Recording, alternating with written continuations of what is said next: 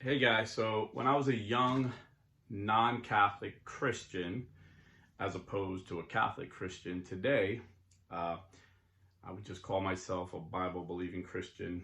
But I guess the category that best describes what I was a evangelical Protestant Christian.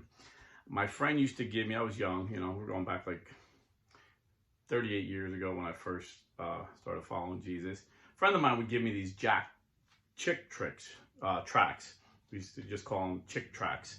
And if I know a lot of you guys used to be non-Catholic Christians that subscribe, so you'll know what I'm talking about. But for my brothers and sisters who don't know who Jack Chick was, he made a lot of money lying about the Catholic Church as a Protestant minister. But he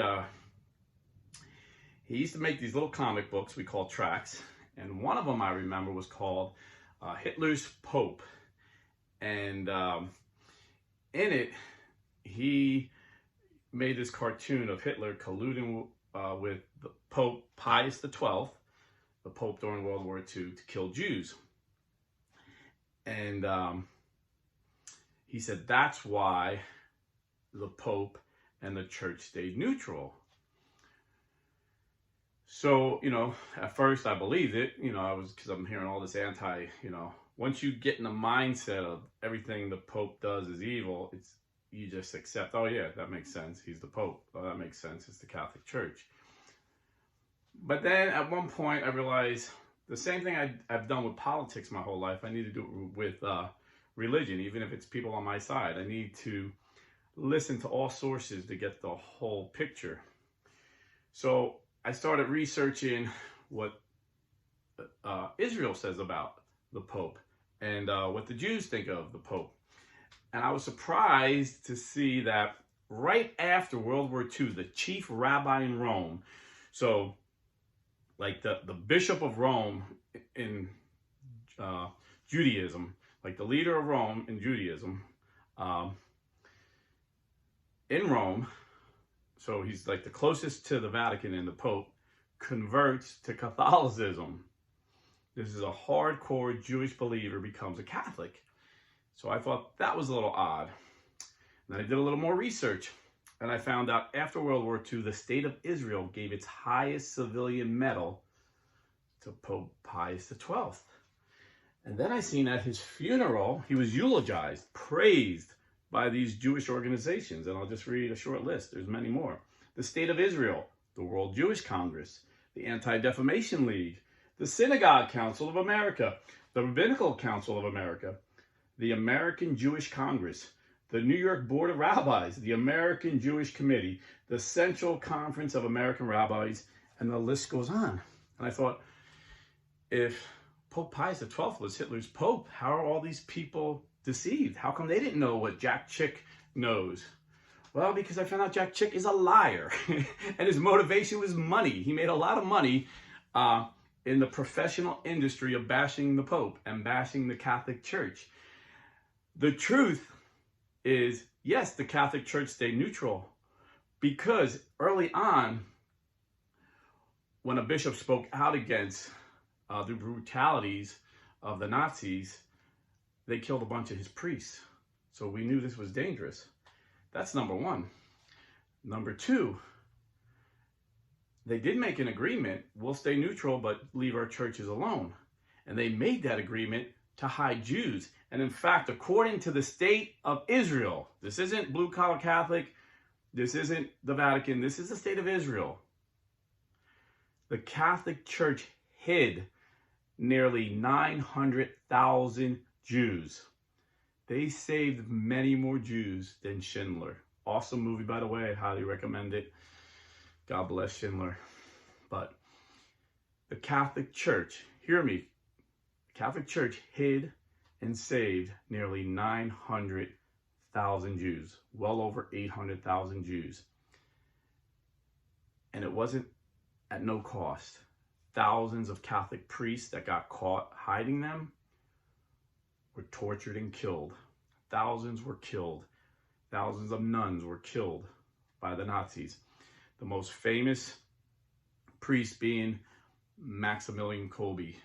And you should read up on him if you're Protestant and not familiar with St. Maximilian Kolbe, how he gave his life. Now, I used to think it was just the Protestants that protected the Jews during World War II, and not the Catholics. Now, there were some great Protestants, and I still recommend Dietrich Bonhoeffer's book, The Cost of Discipleship. And in fact, I'm going to have the chair, the Dietrich Bonhoeffer chair, from a leading university. The name escapes me now. I wasn't planning on talking about this with Dr. Cornel West, the presidential candidate that agreed to come on my show this fall. So it should be shortly. He'll be notifying me when he's available. And I'm going to discuss politics because we totally disagree. He's a ultra liberal and I'm a conservative, but we have some things we agree on, and we're going to have a civilized conversation and let him speak. I'm not going to interrupt him. But another one is Corrie ten Boom, another a Lutheran woman. I recommend the movie The Hiding Place. So it wasn't just us Catholics, but us Catholics did a lot more. Maybe because there's more Catholics than Protestants. Maybe that's it. But I used to be under the false assumption that it was the Protestants that did all the work and the Catholics did nothing. But it was mostly the Catholic Church. The Catholic Church saved more Jews than anyone. That is a fact, according to the state of Israel, according to the chief rabbi of Rome. The Catholic Church saved more Jews during World War II than anyone.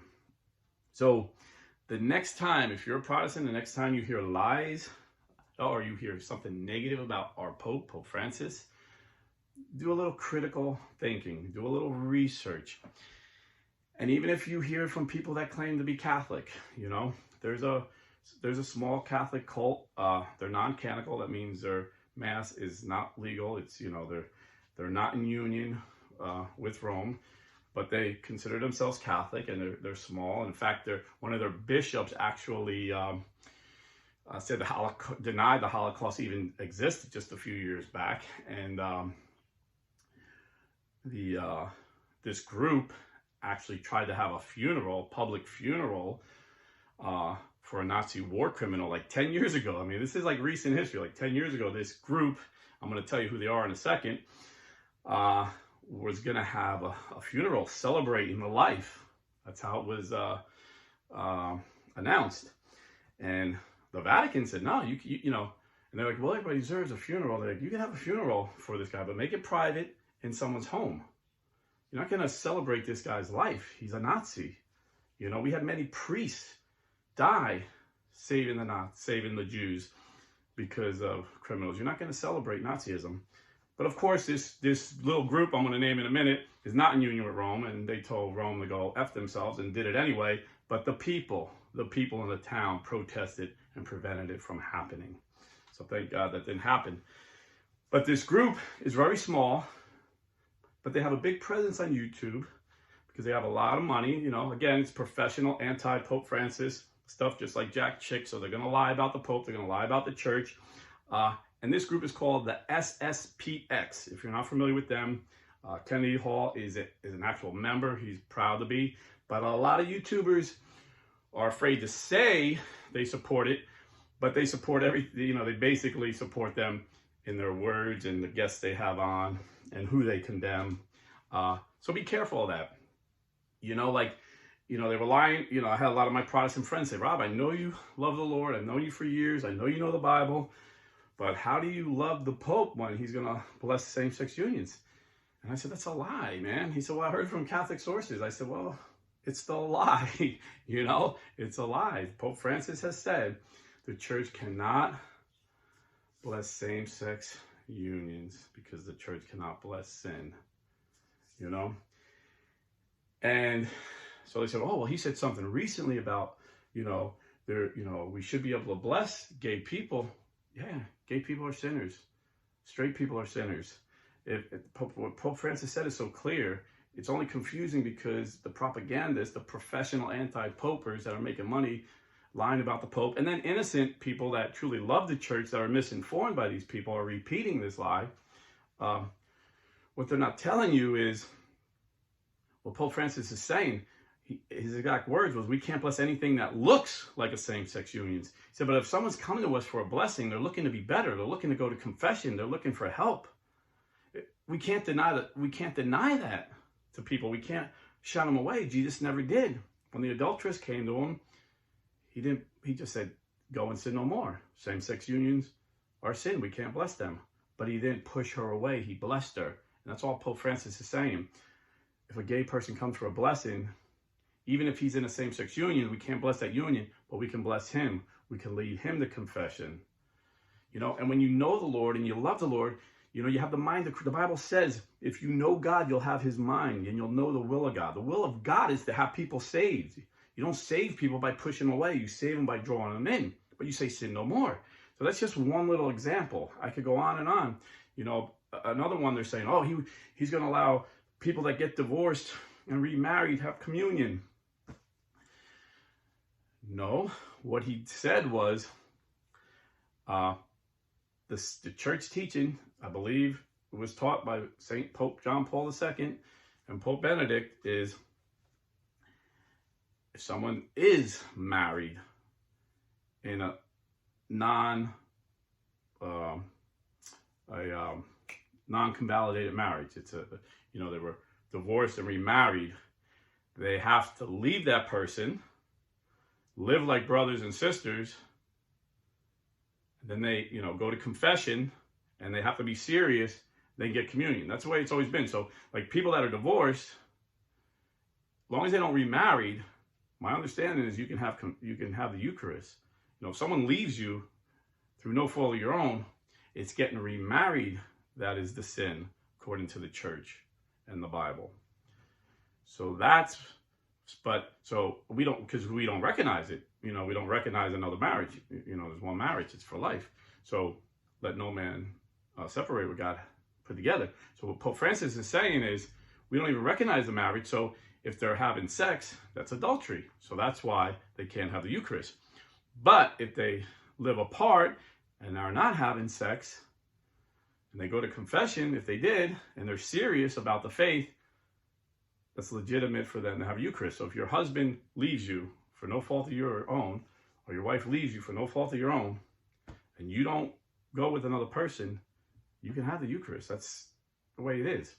So he's saying if two people live together, say they live together 20 years and they're never serious Catholics, and all of a sudden they have experience with God, they love the Lord, and they want to get serious about their faith, we normally tell them to move apart and live celibate and live as brothers and sisters rather than husband and wife. The only thing that he said he had to address, because people are telling him this, well, what if, this happened when you're 18, you remarried, you weren't a serious Catholic, and now you have 3 kids you're raising. Isn't that not good to leave your wife and then she struggles because now you got to pay a rent and they got to pay a rent and you're all in poverty? And the only thing he says, let's find a way where they can live maybe in separate bedrooms, but in the same house. If they're serious, if they meet with their bishop and their bishop says, yes, these people are serious Catholics, they love the Lord, and they're committing to celibacy. They're committing to live as brothers and sisters. That's all he said. But if you listen to people that hate the Pope, they're making it sound like he's just some liberal saying, oh, you get divorced and remarry, no, come get communion, no big deal. But life is much more complicated than that, If you truly love God and you're desiring the Eucharist, and you know other people that love God and are desiring the Eucharist, you feel for them. But if you're just following a bunch of rules and regulations and this is how it is, and you're no different than the Pharisees, who were like appalled that Jesus ate with sinners, drank with sinners. His sinners didn't wash their hands. They're like, ooh, they're touching food and they didn't wash their hands. Prostitute comes in and washes his feet. He's like, don't you know who this woman is? I'm sure by the way she was dressed, he knew how she was. And he said she was blessed and they were cursed. So I kind of got off of the topic, but I just have so many Protestant friends that are drawn to the Catholic Church. They're drawn to the Eucharist. They're drawn to the history of the church that Jesus started. They're smart Christians, but they hear all these lies about our Pope and they're staying away. And I was like, wow, these anti-Pope Catholics are the best propagandists, the best apologists for Protestantism. If I was a Protestant trying to convert my Catholic family, I'd be like, well, look at what your own people said. Here, Here's a Taylor Marshall video. Here's a Kennedy Hall video. Why would you want? Even they said the Pope's horrible. You know, you got a Catholic priest calling the Pope an antichrist. You know, St. Robert Bellarmine said it's a Protestant teaching to call the Pope an antichrist, but that's a whole nother video. But anyway, you get my point. Don't believe the lies, because just like during World War II, people must have been, I imagine, there were Catholics that didn't understand why the Pope didn't condemn Hitler. There was probably a lot of Catholics confused. And thank God Taylor Marshall wasn't alive with YouTube, because he would have called Pope Pius XII Hitler's Pope, guaranteed. He would have got like, you know, $1 million from that video too. So anyway, God bless, stay Catholic, and pray for Israel. There's no, you know, and then again, you have people, you know, even people on our side, you know, supposedly on our side, trying to equate what the Hamas terrorists, which is no different than ISIS, did to innocent civilians and what Israel's doing in retaliation. Hamas targets children and babies. Israel tells them to leave or about to bomb. Leave, get out. But the only way you can root out evil is the same way we went to Afghanistan and rooted out ISIS. We destroyed Al-Qaeda, we destroyed ISIS, and Israel needs to go and destroy Hamas. You know, that's the bottom line. Otherwise, it's not going to end. So, you know, pray for Israel. There's no, you have to have clear, moral clarity. It's not equivalent. It's nowhere equivalent. And when children do die, it's not because Israel targets them. You know, they're trying to avoid it. They're trying to do precision strikes, but they're telling them, get out. They're giving them heads up, like, hey, we're coming in, leave, you know. Where Hamas is keeping them. They're not letting them leave. And they use them, and they publicly say they use them as human shields. They use babies, you know, as human shields. This is evil. There is evil in the world. There is a God and there is a devil. And Hamas is driven by the devil. These are demonic, you know, for them to laughing while they were killing children at that festival. Eyewitnesses have them on tape laughing. And you've seen the videos. I don't want to go over this. It's very disturbing. But please shut anybody down that tries to make it a moral equivalent of what Israel is doing to defend themselves and what Hamas did to terrorize the innocent civilians. God bless. Stay Catholic. And as Catholics, before I go, I just got to remind you, life is sacred. All life. Jewish lives and the Palestinian lives are sacred. Hamas is evil, you know, but I'm talking about innocent lives, children and babies. You know, you've seen Hamas butcher these little babies and laugh about it. But today in America, Planned Parenthood butchers millions of babies each year, and they get paid for it. And just because you can't see it doesn't mean it's not happening. So please, let's get serious. And one thing you can do, it's a small thing. If you're buying or selling real estate, go to realestateforlife.org and you'll support a pro-life Catholic real estate company. God bless. Stay Catholic.